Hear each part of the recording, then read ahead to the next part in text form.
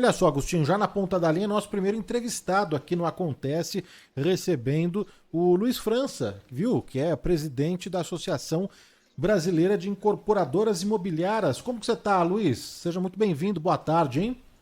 Muito obrigado, boa tarde. É um prazer estar aqui com você e com todos os ouvintes.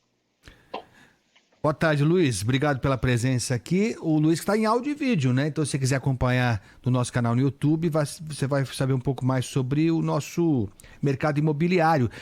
Eu estava lendo alguns números aqui. Primeiro é o seguinte, hein? Passaram para mim aqui, viu, Luiz? Você não vai nos decepcionar. Você vai passar o balanço aí do setor desse ano de 2022 em primeira mão aqui para a Rádio Bandeirantes. E eu tô curioso para saber, porque a nossa economia tem problemas, não é de hoje.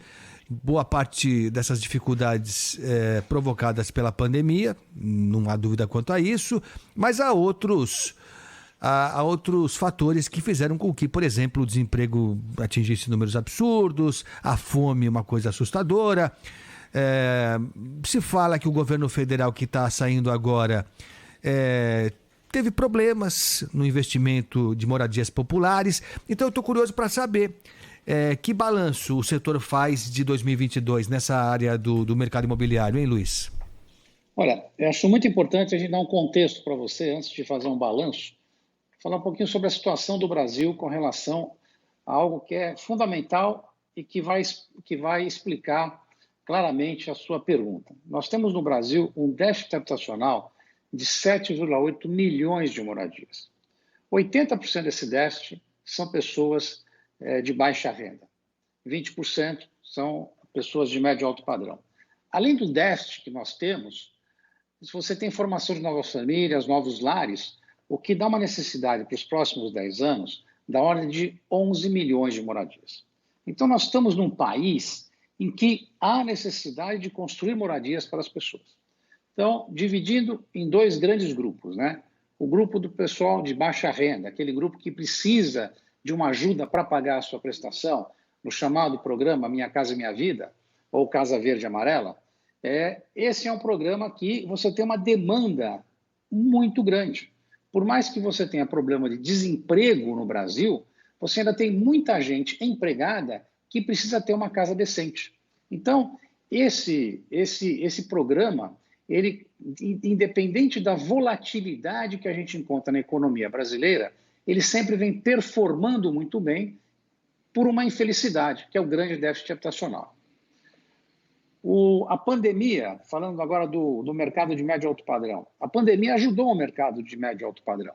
As pessoas elas ficaram muito tempo em casa, coisa que nunca tinha acontecido na vida delas, e encontraram novas necessidades, repensaram a sua moradia. Então, com isso, houve uma nova demanda de compradores de imóveis, onde eles viram necessidades adicionais, não às vezes por uma metragem maior, mas muitas vezes por uma readequação, mais sol, então janelas maiores, terraço, coberturas que antigamente não eram tão valorizadas passaram a ser valorizadas, até casas que as pessoas têm restrição por causa da segurança, que é uma coisa natural, também voltou à procura. Então a gente teve uma ressignificação da moradia no médio e alto padrão. E isso vem trazendo esse movimento, tá certo? Que a gente tem visto, tá? De lançamentos e vendas em patamares bastante interessantes no Brasil em 2022.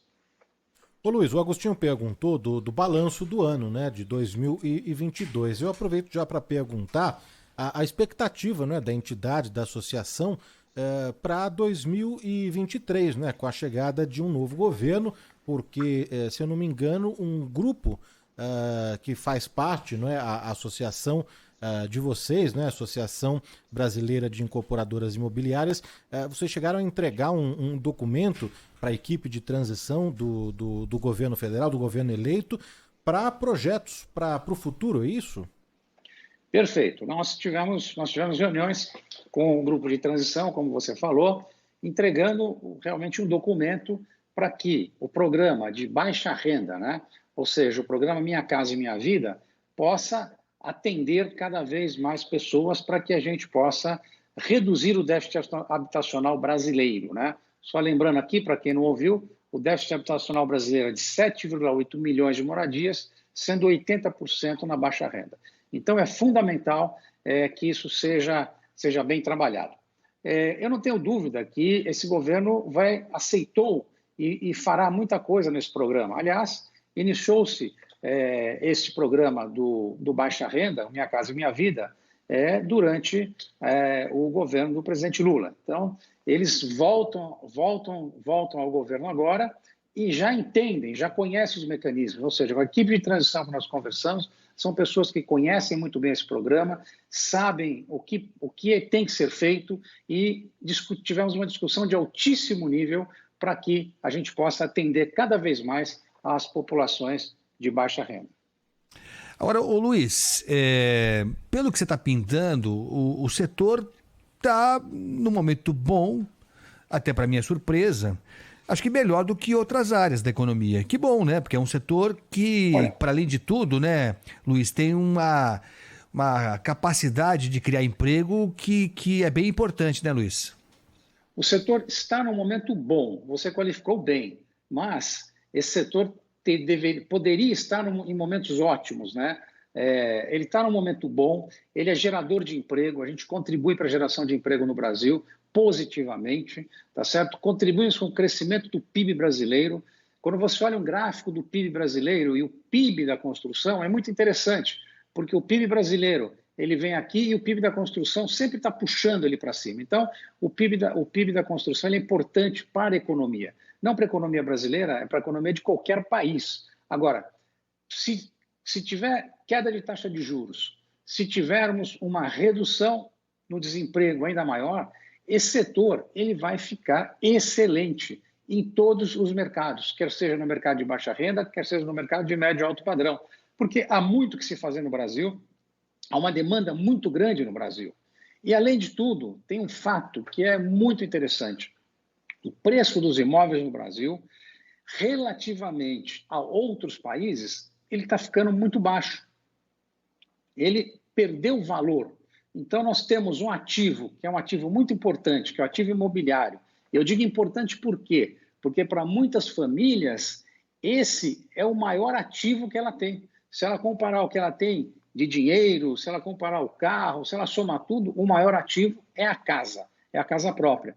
Então, esse ativo, hoje, no Brasil, ele ainda é desvalorizado comparado com outros países do mundo. Eu vou te dar um dado muito bacana aqui. Em 2010, só para você ter uma ideia, vamos pegar Lisboa. Um imóvel que você comprava na cidade de São Paulo, ele custava 20% a mais do que o imóvel em Lisboa. Em 2022, a relação caiu drasticamente. Hoje é 47% o imóvel de São Paulo em relação ao imóvel em Lisboa. E a mesma coisa acontece nos Estados Unidos. Miami, em 2010, um imóvel equivalente no Brasil era 90%, hoje está 34%.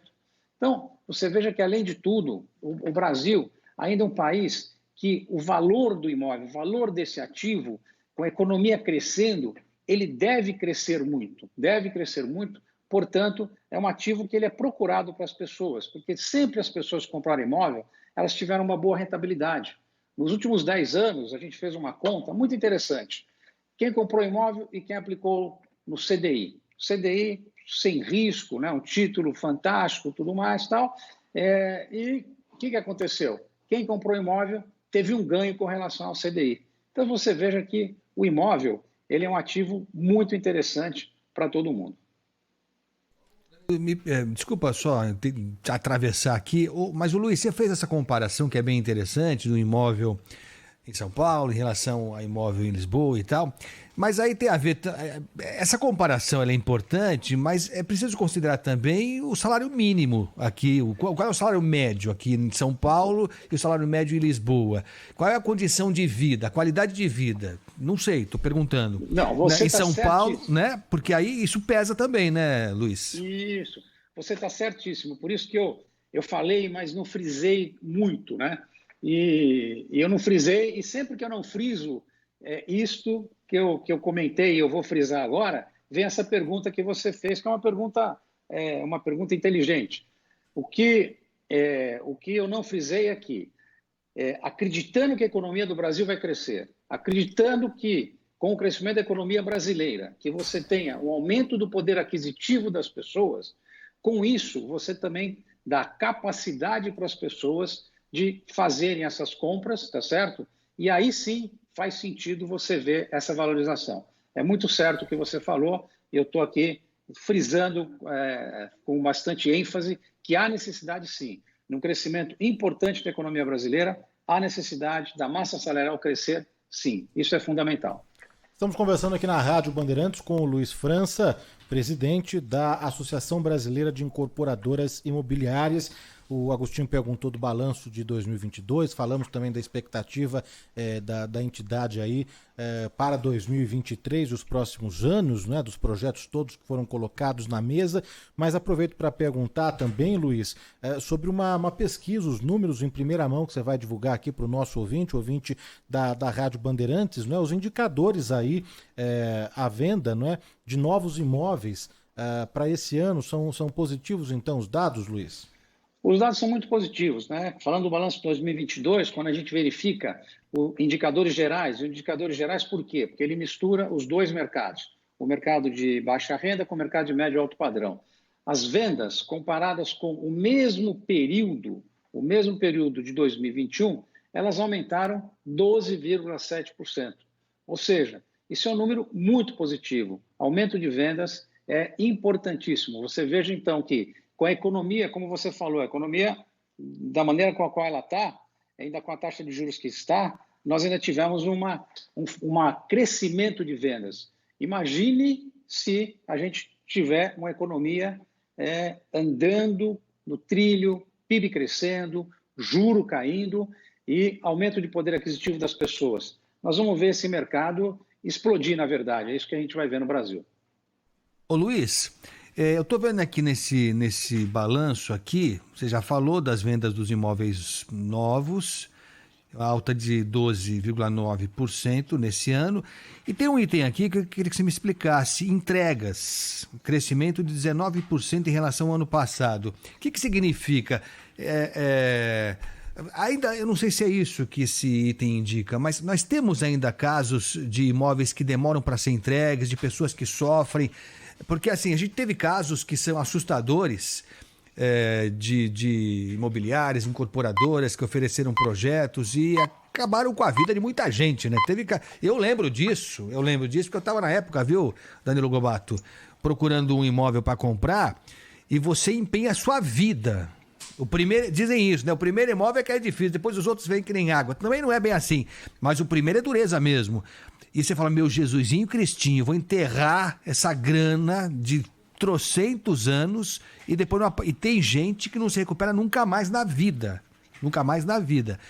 Esse item de crescimento aqui de entrega tem a ver com isso? Com imóveis que são oferecidos, mas não saem do papel, Luiz? Não, felizmente não tem a ver com isso. O item de entrega é aquela obra que é concluída e que a pessoa recebeu do imóvel que ele comprou durante a construção. Mas eu queria falar sobre esse assunto que é muito importante que você falou aqui. Você está falando, acho que há 25, 30 anos atrás, se não me engano. Exatamente. Mais ou menos. Deve ser, nós estamos falando de uns 30 anos, né? Que a gente viu aquele fenômeno de os projetos não saírem do papel, as pessoas terem que, às vezes até que, colocar o mesmo volume de dinheiro que eles puseram para que aquele projeto se tornasse viável, para que ele não perdesse, ou seja, recuperasse parte do dinheiro colocado, né? Mas foi feita uma lei que é muito importante, a Lei do Patrimônio de Afetação. A Lei do Patrimônio de Afetação, ela foi feita e o que acontece? Todo aquele projeto que é feito, ela vai estar sob o chamado patrimônio de afetação. Isso quer dizer o quê? Se a empresa que está fazendo aquele imóvel ela tiver qualquer problema, aquele empreendimento, na verdade, ele não será afetado e ele fica fora de dívidas trabalhistas, de outras dívidas daquela empresa, e ele não, portanto, ele é dos compradores efetivamente, tá certo? E ele não entra em nenhum problema que a empresa possa ter financeiro. O que acontecia antigamente é que a empresa tinha um problema financeiro, todos aqueles imóveis que estavam sendo construídos eram arrolados dentro de toda uma grande renegociação, ou se fosse caso de falência, o que fosse. Então, hoje não, hoje ele está apartado, que é o patrimônio de afetação. Com isso, ele deu segurança para todo mundo. Ele dá segurança para você comprar o seu imóvel hoje. Portanto, sempre que você for comprar o seu imóvel, é muito importante você ver se aquele imóvel está sendo feito, registrado com o patrimônio de afetação. Quer seja, se ele estiver sendo vendido pela incorporadora ou por uma subsidiária da incorporadora, é muito importante verificar se ele está sob patrimônio de afetação. Se ele tiver sob patrimônio de afetação, qualquer problema que aquela empresa esteja, o seu imóvel está protegido. Eu vejo isso como, Luiz? Onde é que eu vejo isso?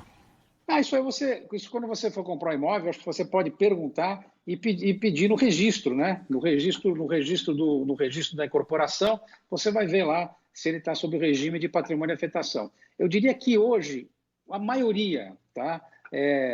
99% dos imóveis hoje são feitos sob o regime de patrimônio de afetação. Até porque todo imóvel, todo empreendimento que é feito, a maioria das incorporadoras no Brasil, o que eles fazem? Eles tomam financiamento bancário para construir aquele imóvel, né? Aquele período de 24 a 36 meses que você paga a parcela mensal, a semestral. Então, além desse dinheiro que você coloca, que a incorporadora usa para construir, ela ainda toma um recurso dos bancos. E se não tem patrimônio de afetação, com certeza o banco também não vai financiar. Então, hoje, você está protegido e a instituição financeira também está protegida, porque ela não vai querer financiar um imóvel que não tenha patrimônio de afetação. Ô Luiz, só para a gente encerrar, uma pergunta. Você falou que do valor do imóvel aqui na comparação com outros países e tal, que tá valendo a pena o imóvel no Brasil, lógico, levando em conta que vamos ter um crescimento da renda, tomara que seja isso mesmo, né? Vamos torcer para que o Brasil cresça como um todo. Mas levando em conta isso que você falou, vale a pena ainda investir em imóvel ou nem tanto? Eu vou te responder com um número dos últimos 12 meses. Nos últimos 12 meses, o imóvel valorizou 15% no Brasil. Então, quando a gente vê essa valorização de 15% do imóvel, nos últimos 12 meses, eu acho que também foi um bom negócio se você tivesse aplicado o seu dinheiro numa aplicação muito segura. Então, os últimos 12 meses mostraram, e a minha série histórica de últimos 10 anos também mostram que quem fez esse investimento há 10 anos atrás também teve investimento um pouquinho melhor que ter investido, por exemplo, em alguma aplicação indexada ao CDI. Então, veja que tem sido um bom investimento realmente o mercado imobiliário. Legal. O Danilo Só uma coisa só que eu não falei aqui. Fala aí, Ele Luiz. É um bom investimento. Se você comprou e morou, você ganhou dinheiro acima do CDI, tá certo? De uma aplicação que está referendada com o CDI. Agora, se você comprou e alugou, além da valorização do imóvel, você ganhou, tá certo, o aluguel. Então, aquele que compra como investidor, ele tem um ganho adicional, que é o ganho do aluguel. Legal. O Danilo Gobato que vai casar, né, Danilo? Você vai casar, né, Danilo? Um dia. Então, veja só, olha só que dado interessante aqui para terminar. Das pessoas que estão pensando em comprar imóveis, viu, Danilo? Seguinte, 33% para sair do aluguel. Até aí, normal, né? 20% porque querem uma casa maior. 10%, olha que interessante, para morar sozinho. Olha só, 10% quer dar um pé no pai, na mãe ou na mulher, sei lá eu o quê. 7% para mudar de uma região para outra região, lógico, né? 7% também porque casaram ou vão casar. 7% porque querem um imóvel mais novo e aí 16% por outros motivos e tal. Aí tem motivos variados. Muito legal. Bom, nós conversamos aqui com o Luiz França, que é presidente da Associação Brasileira de Incorporadoras Imobiliárias. Luiz, obrigado pela presença aqui. Foi muito legal o papo com você. Bom Natal para vocês e um ano novo maravilhoso para todos nós, tá bom? Muito obrigado para vocês e para todos os que estão nos ouvindo aqui. Um grande abraço.